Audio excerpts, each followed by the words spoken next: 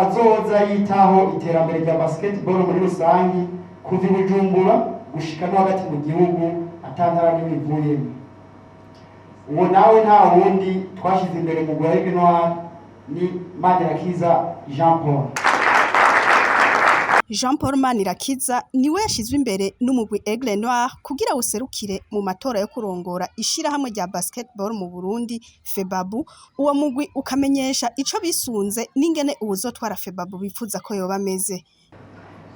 Yafise intumbero yo guteza imbere urwo rukino, yitabira inkino za basketball akazikunda kandi akanazikurikirana, ari dynamique mu bajene kuko murazi yuko inkino za basketball zikinwa n'abakinyi bakiri bato.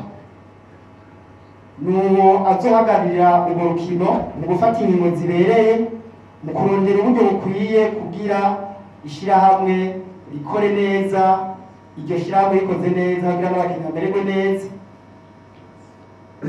Azoza yitaho iterambere rya basketball muri rusangi kuva i Bujumbura gushika no hagati mu gihugu atantara n'imivuyemo.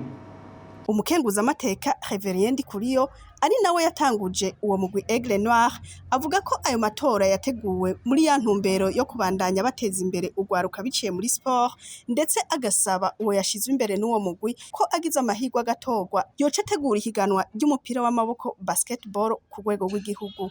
Rero nimba twavuze ati naje imbere nagende yitonde agire yerekane abaperezida bamwe bari ngaho mu ntara imwe yose turabe Gitega kapitali, Yange Igo, Imbeya, sitwari yindi, ugasanga ni zibiri. Abana nabo baruzuye. Naho byo upanga twumva tuvuga tuti Jeto, Musinzira, Senede, Kristerua, Championa. Ivyo ni ibintu byotuma turonka n'abana. Turakeneye sindabifurije mugabo. Turakeneye kubona ko mu myaka 5 abantu bavyuje bazokina mu Kirundo.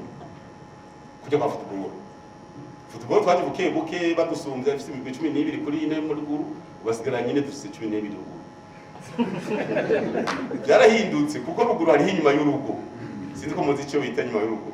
Uragenda ugasimba igitoki guheza umukinyi, ukagenda ibijumbu ukasoma ino bose mu mufuko gusa. Nico ni kibazo ko tuzokivugana. Ariko rero turafise intumbero nziza kuri basket. Mwomenya ko gushika ubu atawundi mugwi uramenyekanisha uzo kwitoza muri ico kibanza.